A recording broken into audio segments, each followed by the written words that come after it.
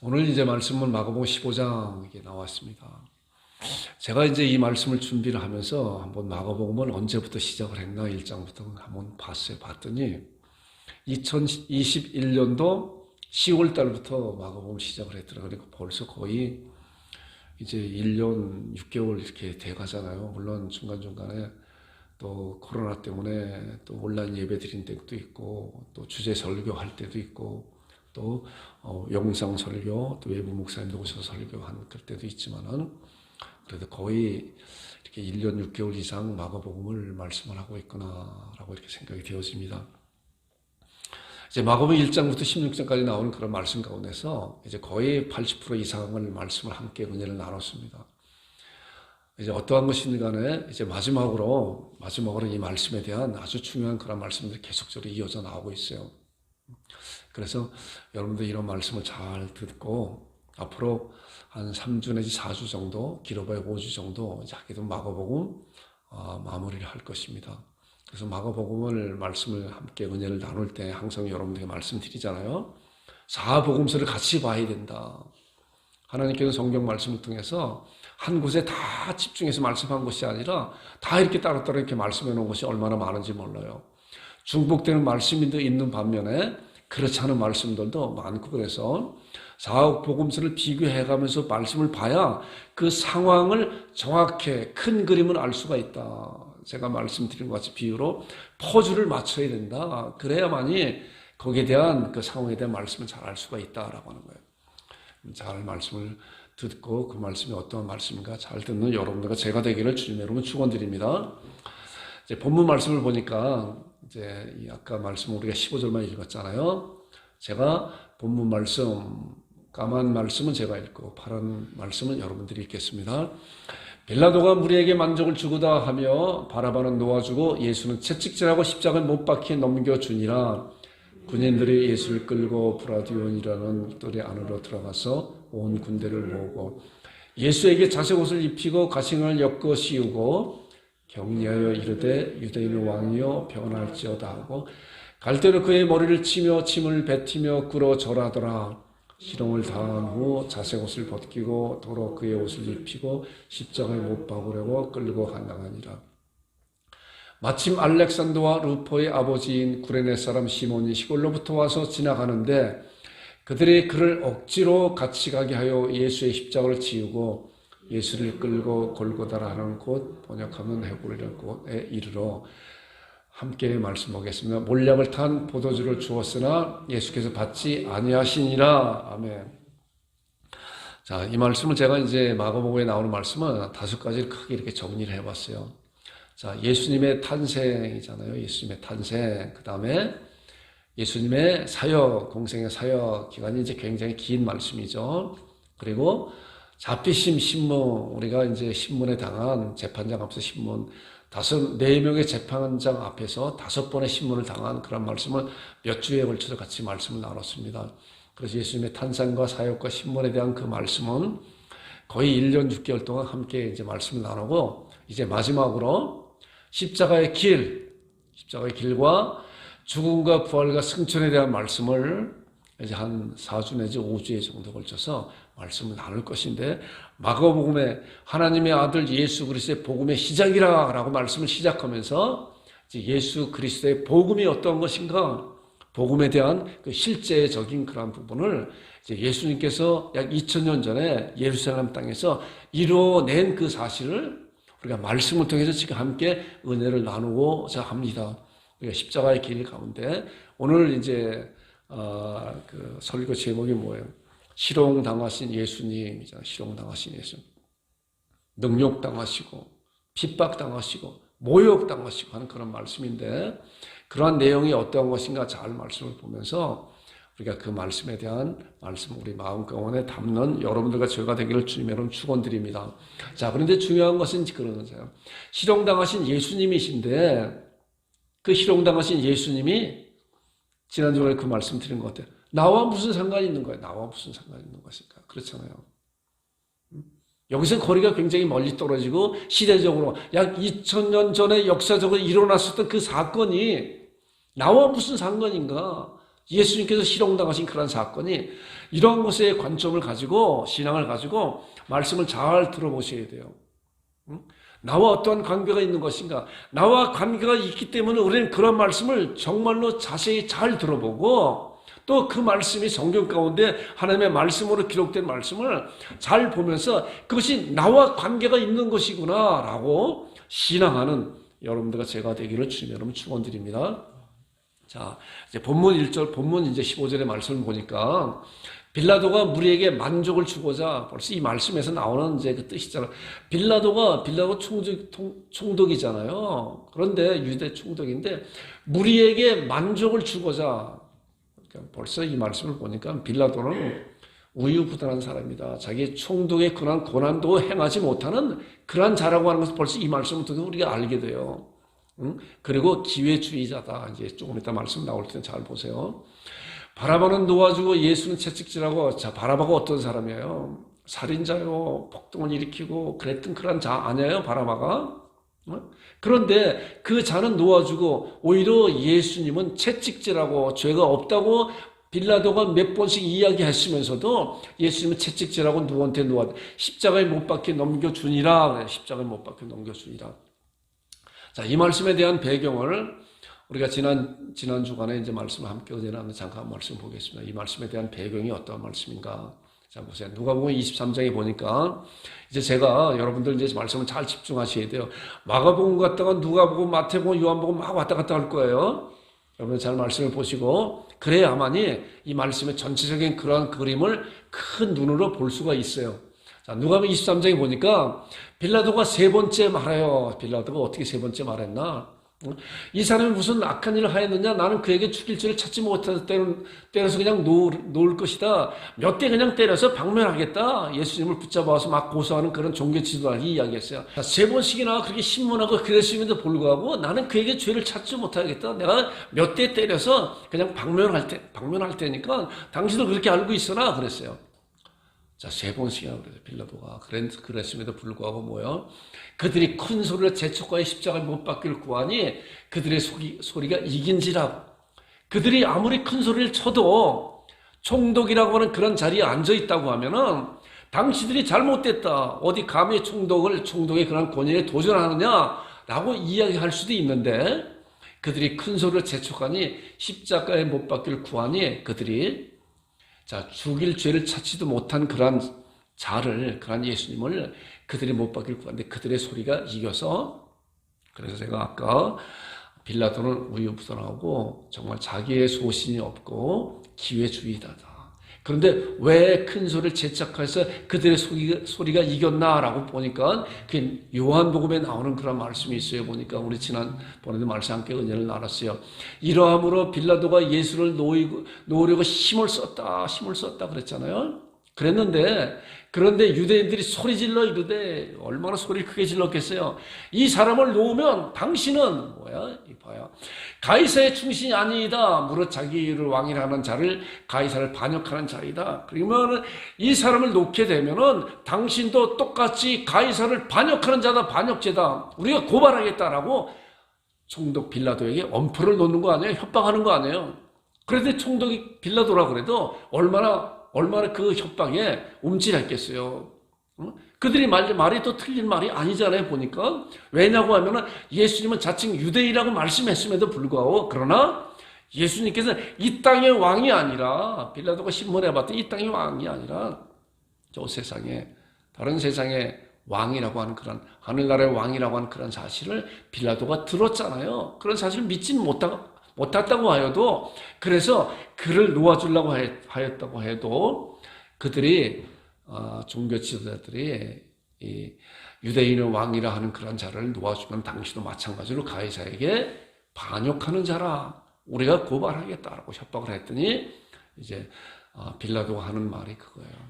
빌라도가 19장 13절에 그렇게 얘기해요. 빌라도가 이 말을 듣고 끔찍했겠죠.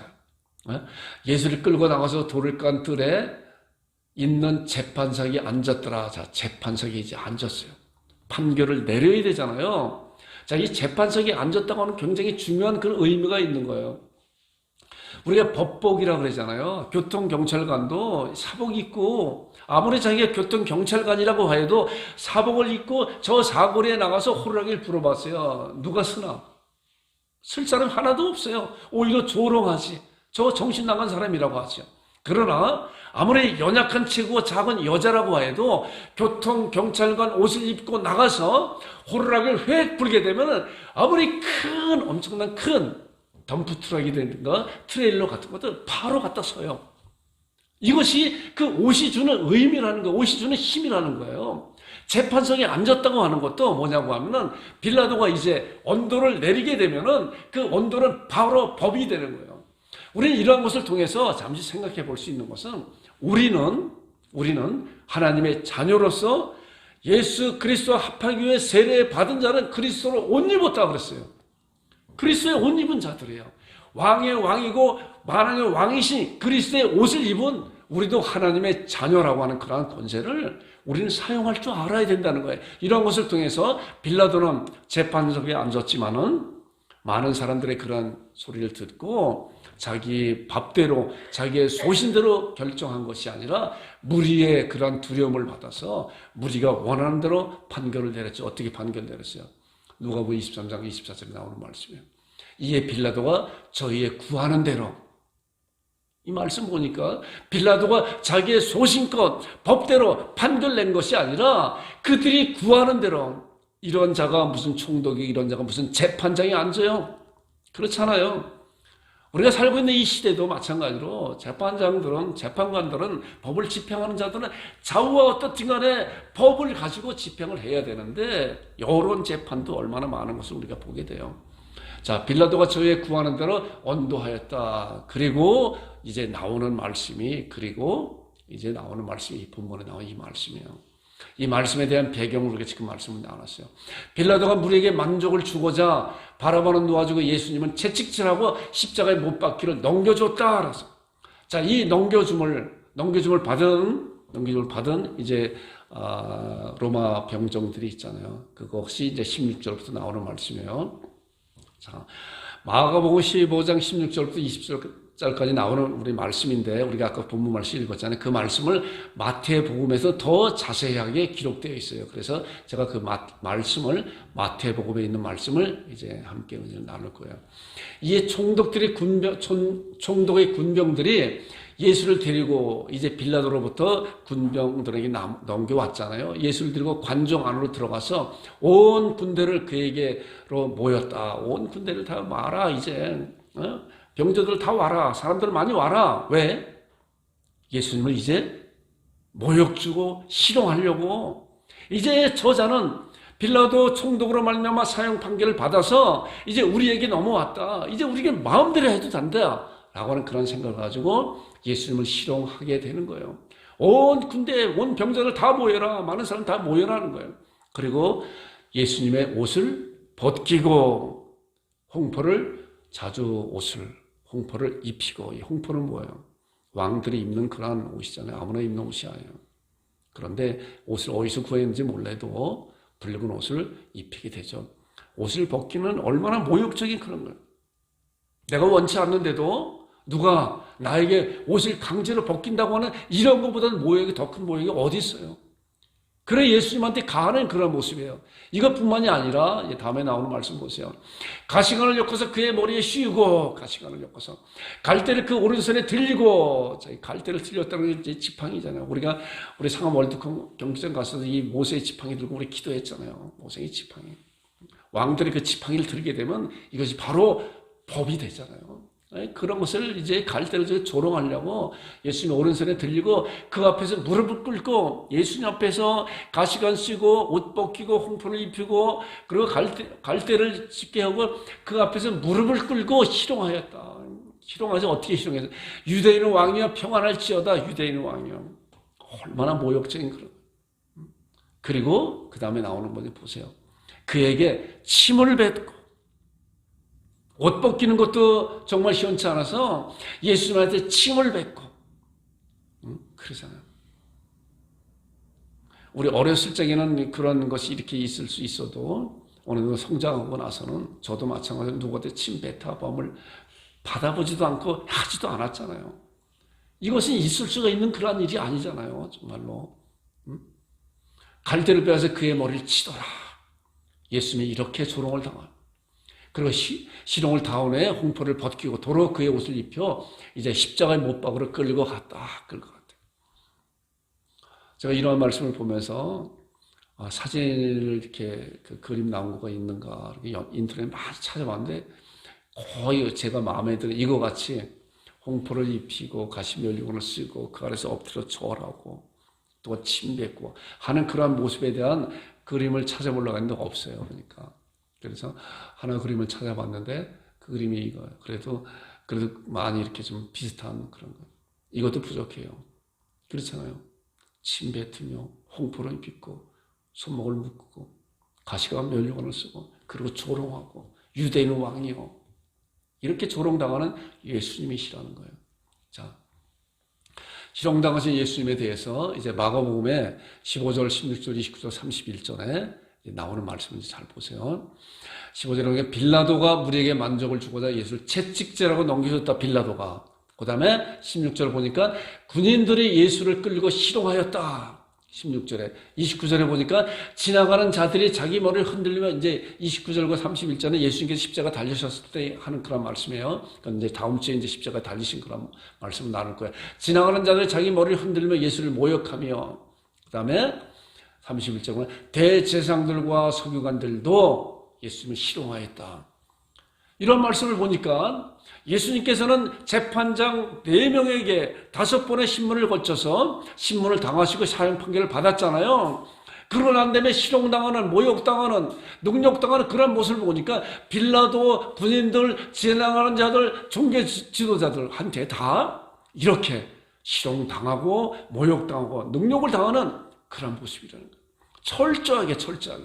철저하게 신문을 당하시고 심판을 받고 사형 판결을 받았음에도 불구하고 또 철저하게 빌라도 군인들 모든 사람들에게 대제사장들과 서기관들까지도 자기들이 심판당하는 것을 모자라서 희롱당하는 그런 모습을 보니까 예수님은 철저하게 모든 것이 희롱당하고 모욕당한 처참한 그런 모습을 보게 됩니다. 자, 이런 것이 또 어떤 건가 말씀 한 번 또 나눠보겠습니다.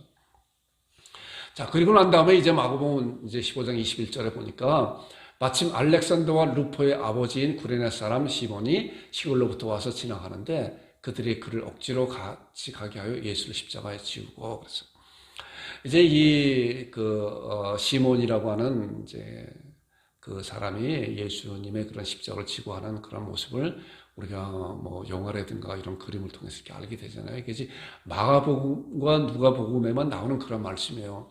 자, 이 말씀 보니까 알렉산더와 루포의 아버지 구레네 사람 시몬, 구레네는 저 북아프리카 쪽에 있는 그런 지역이라고 합니다.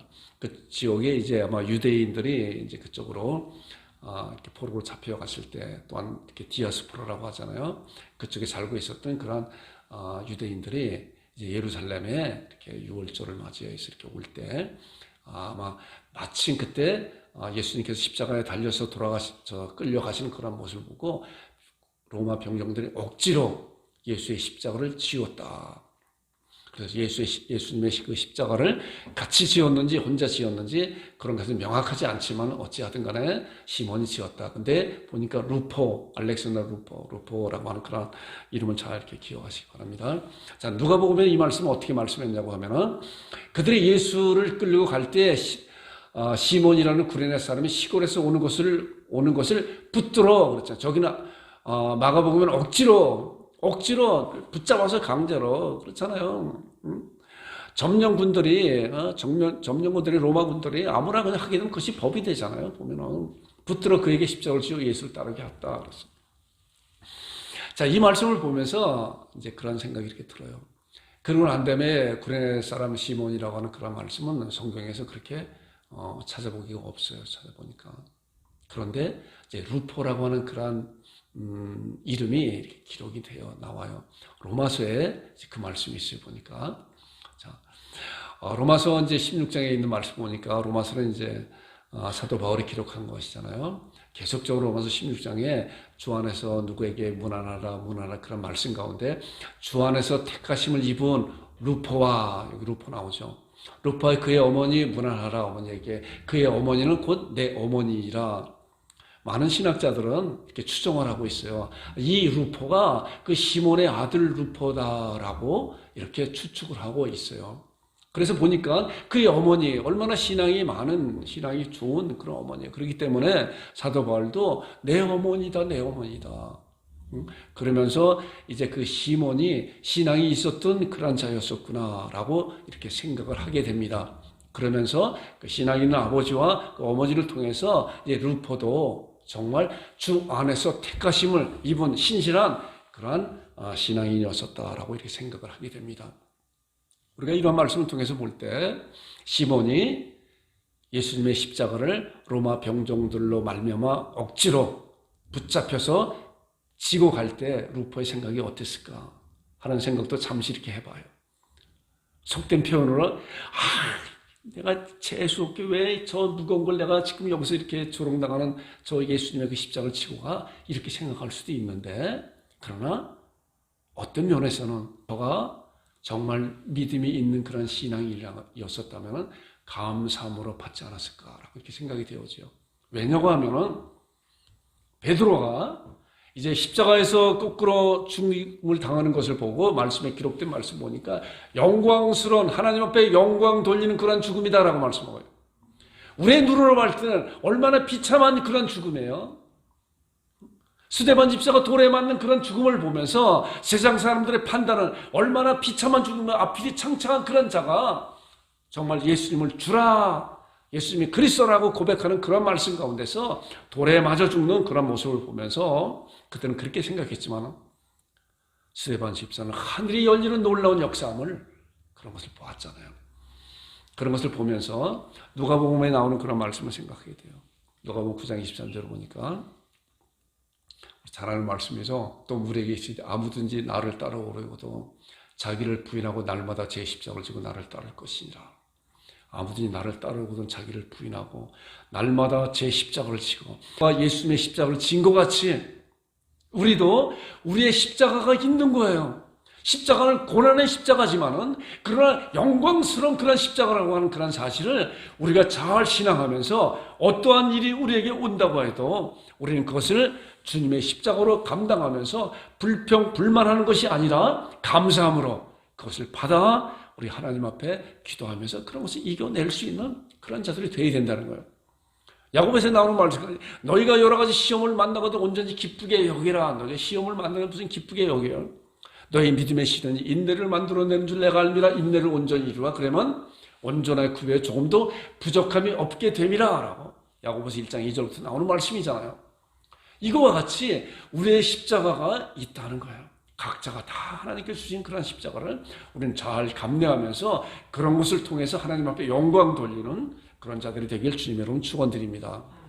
자, 이제 누가복음 또 새로운 이제 말씀이 또 나온 누가복음 23장에만 이제 기록된 말씀인데 보니까 예수님께서 이제 십자가에 달리시러 가시면서 수많은 사람들이 빌라도나 군병들이 또한 많은 사람들이 조롱하면서 그랬잖아요. 또 그런 가운데 한 무리가 있었어요. 보니까 또 백성과 그를 위하여 가슴을 치며 슬피우는 여자의 큰 무리가 따라오는지라. 예수님을 보면서 예수님을 믿는 그런 믿음 가운데 따라오면서 그래요. 그런 가운데 이제 예수님께서 돌이켜 그들을 향하여 이르시되 예루살렘의 딸들아, 예루살렘의 딸들아, 나를 위해 울지 말고 너희와 너희 자녀들을 위해 울어라. 자, 이 말씀은 뭐예요? 내가 지금 이런 고통을 당하고 하지만은 나는 하나님의 말씀대로 약속대로 그 말씀을 이루어 나가는 그런 가운데 있는 것이다. 바로 그러한 사실은 내가 고통당하고 죽임당하는 그런 사실은 바로 너희들을 위한 그런 것이기 때문에 나는 이런 것을 감당한다. 그렇기 때문에 너희들이 나를 보면서 나의 그런 고통을 보면서 울지 말아라. 너희들의 자녀들을 위해서 울어라. 앞으로 일어날 일이 어떤 것인가에 대해서 생각을 해보라 라고 하면서 이제 29절부터 나오는 말씀이 앞으로 일어날 일에 대해서 그들에게 가르쳐주는 말씀이에요. 보니까 보라, 날이 이르면 사람이 말하기를 잉태하지 못한 자와 해산하지 못한 자와 먹이지 못한 자가 복이 있다. 어떻게 이런 자가 복이 있는 것인가?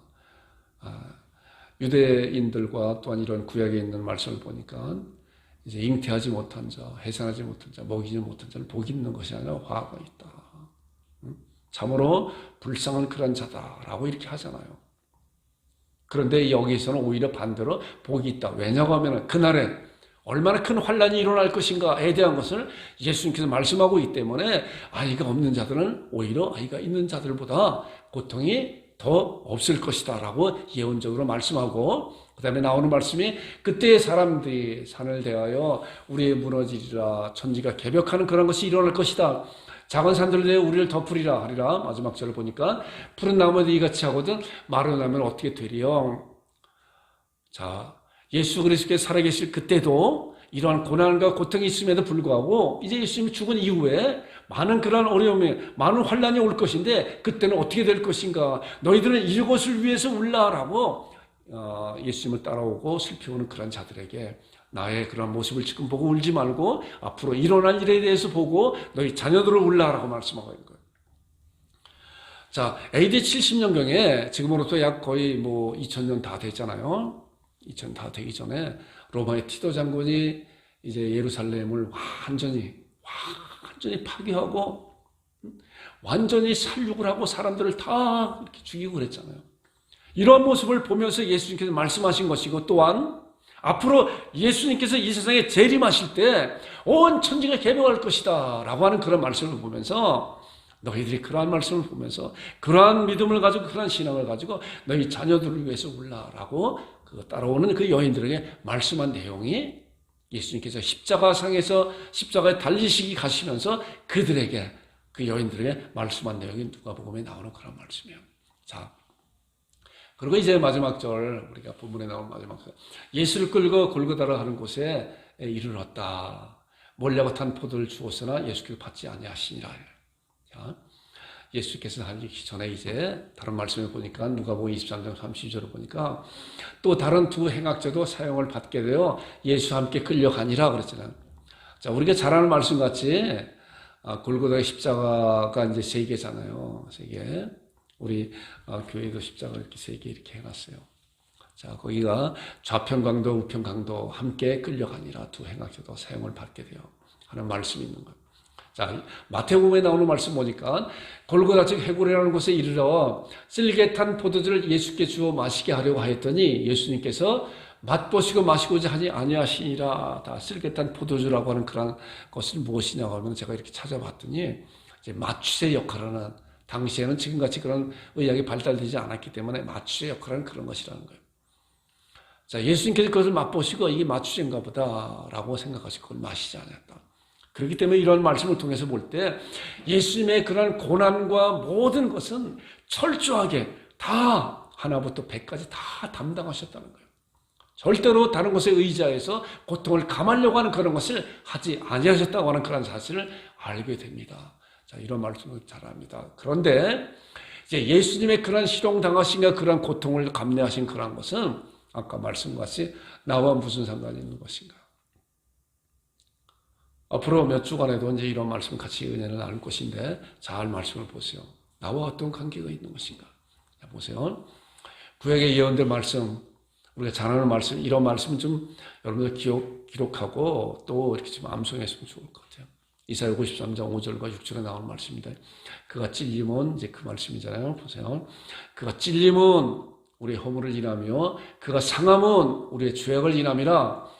그가 징계를 받음으로 우리는 평안을 누리고 그가 채찍임을 우리는 나음을 받았도다 라고 하는 이 말씀을 보니까 얼마나 정확하게 이사야의 선지자를 통해서 예언된 말씀이 700년 후에 지금으로부터 2000년 전에 예수님께 행하신 그런 모든 것이 이 말씀과 얼마나 일치되는 것인가. 예수님의 찔림과 상함과 징계와 채찍은 바로 나 때문에 그런 것이다. 나 때문에 그런 것이다 라는 거예요. 여러분들 믿으시기 바랍니다. 여러분 믿으세요? 자, 그런데 이것이 왜 예수님께서 찔림과 상과 징계와 채찍을 받으셨는가에 대해서 정확한 이유는 6절에 나오는 그런 말씀이에요. 제가 이 말씀을 많이 여러분들께 인용을 하면서 말씀하잖아요. 굉장히 키포인트 된 그런 말씀이에요. 얼마나 중요한 말씀인지 몰라요. 우리는 다 양 같아서 그를 행하여 각기 제 길로 갔거늘 여호와께서 우리 무리의 죄를 그에게 담당시켰다. 우리는 하나님 앞에 죄 범한 것밖에 없는데 이제 하나님께서 은혜로서 은혜로서 일방적으로 나의 죄를 예수 그리스도께 담당시켰기 때문에 이제 예수님은 온갖 세상의 모든 사람들의 죄를 짊어지셨기 때문에 그가 찔리고 그가 상하고 징계받고 채찍에 맞는 것이 당연한 것인데 그것이 바로 나 때문에 그런 것이다. 나 때문에 그런 것이다 라고 하는 거예요. 이런 사실을 마음에 잘 신앙하면서 신앙하는 삶을 살아가는 여러분과 제가 되기를 주님 여러분 축원드립니다. 자, 그런데 이 말씀이, 이 예언된 말씀이 신약에 어떻게 성취되었나? 말씀을 신약에 어떻게 성취되었나? 보세요.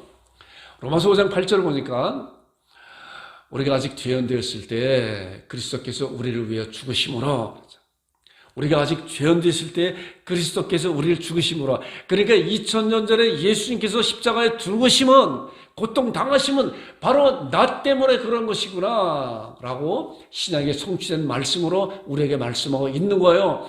우리가 아직 죄인되었을 때 그리스도께서 우리를 위해 죽으심으로 하나님께서 우리에게 대한 자기의 사랑을 확증하셨다. 하나님의 사랑을 확증하신 그 사랑의 확증이 뭐예요?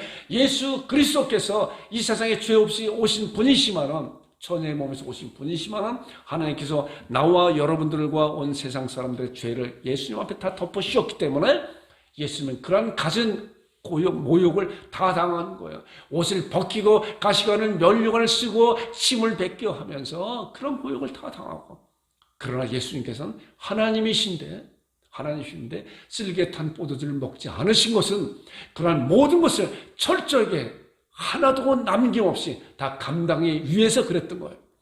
자, 이 말씀 보니까 하나님께서 우리에 대한 자기 사랑을 확증하셨다. 예수 그리스도의 죽으심으로 말미암아 우리 그리스도 하나님, 바로 그래서 예수님의 능력 희롱당하신 것은 나 때문에 그렇구나. 자, 그 다음에 말씀 보니까 로마서 6장 6절에 있는 말씀이에요. 우리가 알거냐, 우리 옛사람이 그래요. 예수와 함께 십자가에 못 박힌 것은 죄의 몸이면 우리가 죄에게 종도, 다시는 죄에게 종도하지 아니함이라. 저는 가끔 이제 그전 버전 성경으로 이렇게 암송을 했기 때문에 조금 이렇게 암송이 다를 수가 있어요. 여러분들 이해해 주시기 바랍니다. 우리가 알고 우리 옛사람이 예수와 함께 십자가에 못 박힌 게 죄의 몸을 멸하여. 다시는 우리가 죄에게 종노하지 아니함이라 이렇게 말씀하고 있는데, 이 새로 된 이제 번역은 이렇게 됐죠. 자, 여기 말씀해 보니까 예수와 함께라고, 함께.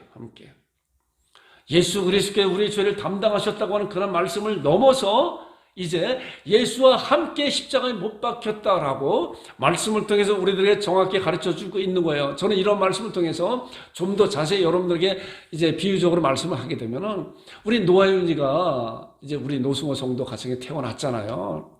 노아윤이가 태어나서 노승호 성도 가정에서 태어났지만은 그가 그 가정에서 태어나는 게 알지 못하잖아요. 자라야 알지. 자라면서 이제 노승호 가정에서 이제 자라면서 자녀의 그런 권리를 행할 수 있잖아요. 그가 이러한 사실을 알지 못한다고 하여도 그는 여전히 그 가정의 자녀예요.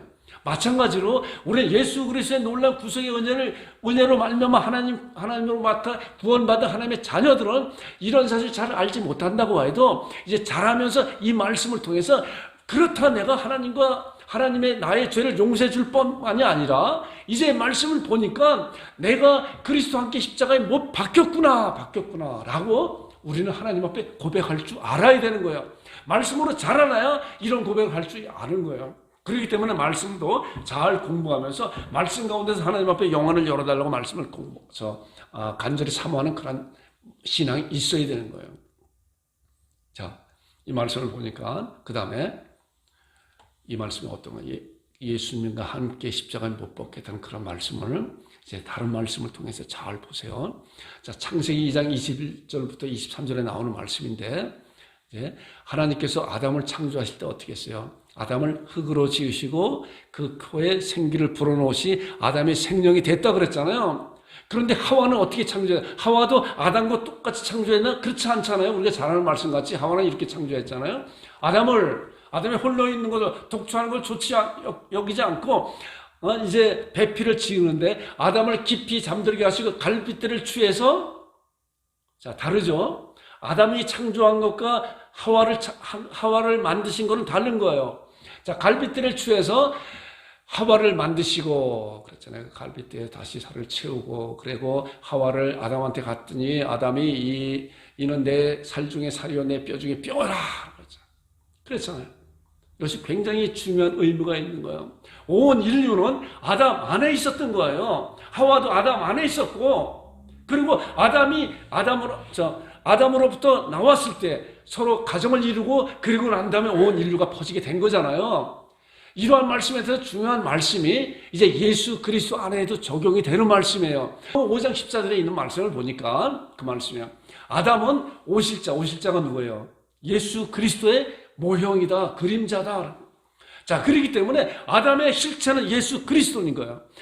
고린도서 15장 45절에 47절에 나오는 말씀을 보면 그 말씀이에요. 첫사람 아담은 산령이 되었던 것이 마지막 아담은 예수 그리스도예요. 마지막 아담은 살려주는 영이 되었다라는 거예요. 그렇기 때문에 이제 첫사람이 지은 모든 것을 예수 그리스도께서 마지막으로 끝냈다라는 거예요.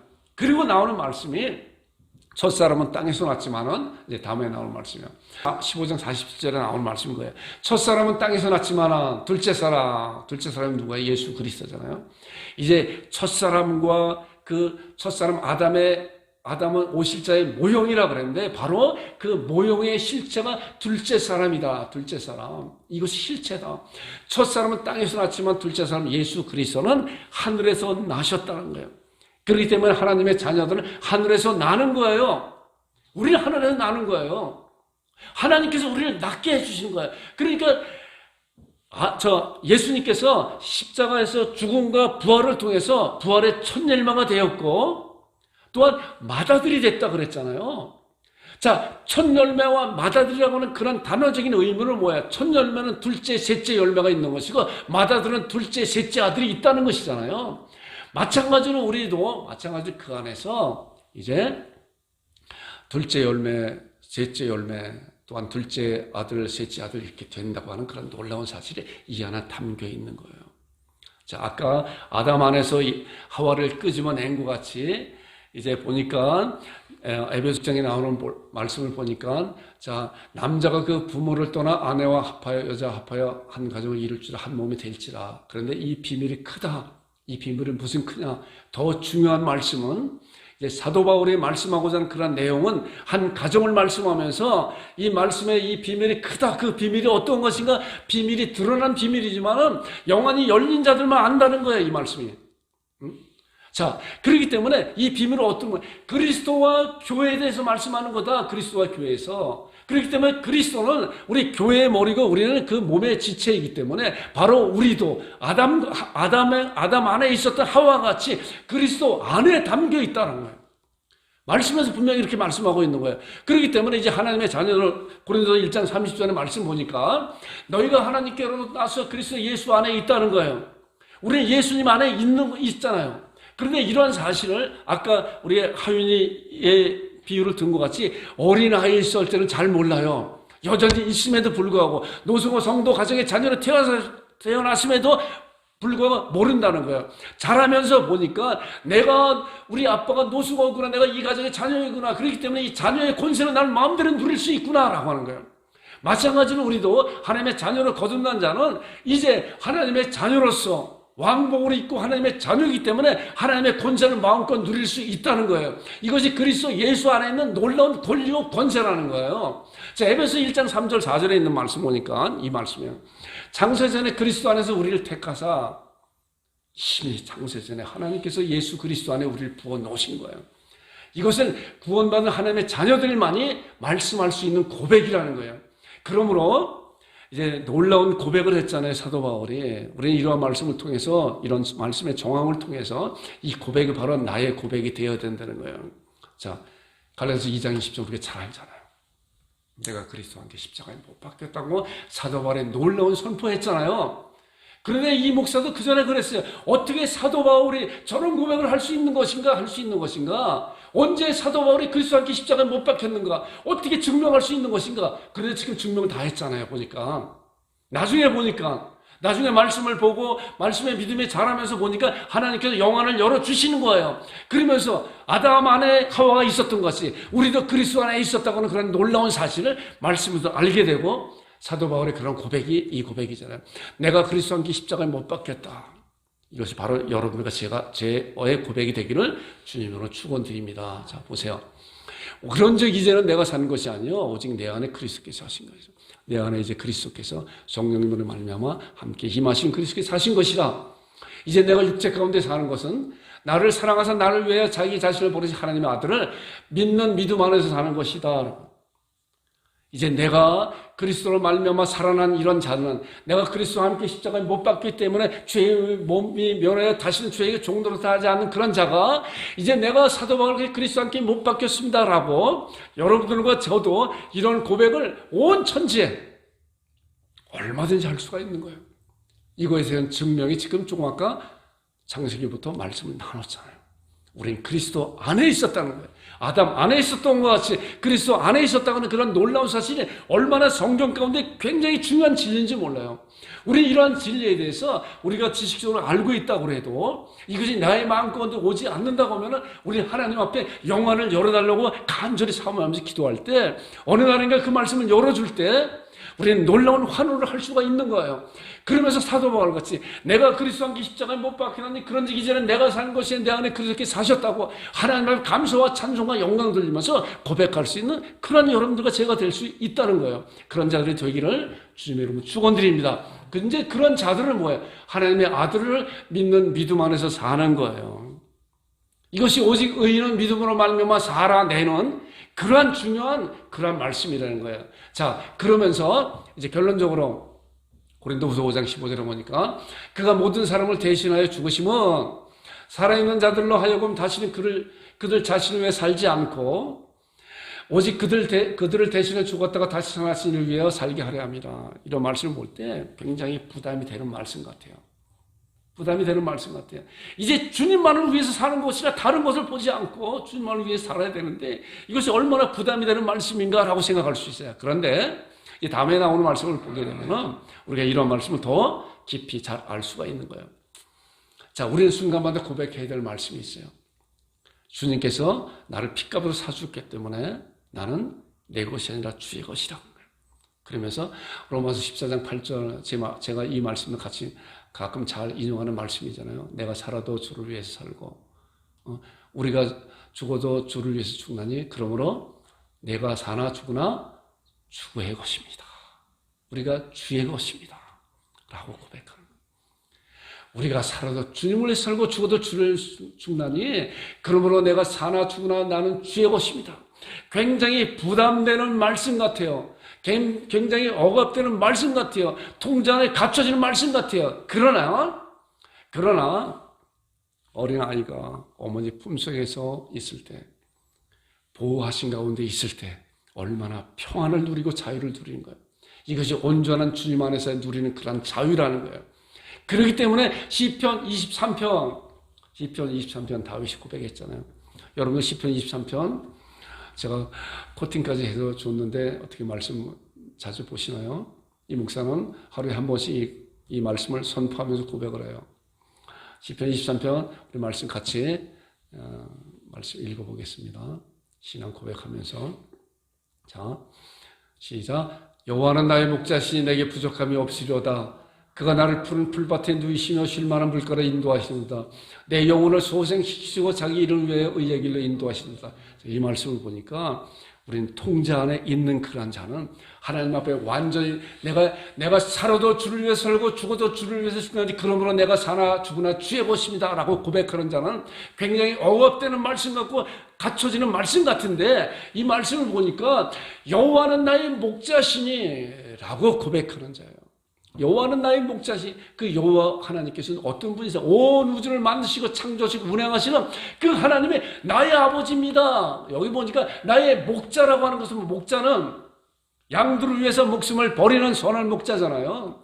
나를 위해서 어떠한 일도 하시는 그런 분이구나. 그렇기 때문에 그분한테 의지하고 내가 주를 위해서 살고 주를 위해서 죽겠습니다라고 고백하고 의지하는 자는 하나님께서 이렇게 보호해 주시고 내게 부족함이 없다라고 다윗의 고백같이 고백하는 자들이 된다는 거예요. 그렇기 때문에 그런 고백이 얼마나 복된 고백이고 영광스러운 고백인가 라고 하는 사실을 이 말씀을 통해서 잘 알게 되는 것. 여러분들과 제가 그러한 고백을 하는 자들, 내가 살아도 주를 위해서 살고 죽어도 주를 위해서 죽나니 그러므로 내가 사나 죽으나 주의 것입니다 라고 날마다 순간마다 주 앞에 고백하는 여러분과 제가 되기를 주님의 이름으로 축원드립니다. 그리고 나오는 말씀인 거예요. 내가 사망의 엄청한 골짜기를 달지도 해를 두려워하지 않을 것은 주께서 나와 함께 하십니다. 어떠한 상황 가운데 주님은 나와 함께 하십니다. 내가 영원토록 너와 함께 하실 거라고 마태복음 28장에 우리에게 말씀하고 있잖아요. 왜냐하면 주의 지팡이와 막대가 나를 안위하십니다. 주님의 권세와 능력으로 나를 보호하고 있기 때문에 어떠한 사망의 엄청난 골짜기를 다닐 때도 내가 두려워하지 않겠다고 다윗이 고백같이 우리도 그런 고백을 하는 거예요. 그리고 주께서 내 원수의 목전에 내게 상을 차려주시고 기름으로 내 머리를 부르셨으니 내 잔이 넘치나이다. 6절 말씀을 함께 읽겠습니다. 시작. 내 평생의 선하심과 인자하심이 반드시 나를 따르니 내가 여호와의 집에 영원히 거하리라. 이거보다도 너무 엄청난 그런 복이 어디 있어요? 엄청난 축복이 어디 있어요? 내 평생의 선하심과 인자하심 누가 해요? 여호와는 나의 목자로 고백하는 자들. 내가 살아도 죽어도 주를 위해서 고백하는 자들, 이런 자들은 반드시 주께서 나를 따르십니다. 나를 인도하실 것입니다. 나를 보호하실 것입니다. 그리고 내가 여호와의 집에 영원히 살겠습니다. 삽니다. 라고 그런 고백하는 자들이 되는 것이에요. 여러분들과 제가 그런 자들이 되기를 주님의 이름으로 축원드립니다. 기도하겠습니다. 말씀에 섭외하여 주옵소서. 예수님 안에 있는 신앙을 갖게 하소서. 말씀을 살아나게 하소서. 우리 말씀에 서서 말씀의 믿음을 가지고 하나님 앞에 살아가는 그런 자들이 되기를 주님의 축원드립니다. 제가 기도하겠습니다. 거룩하신 아버지 하나님 감사합니다.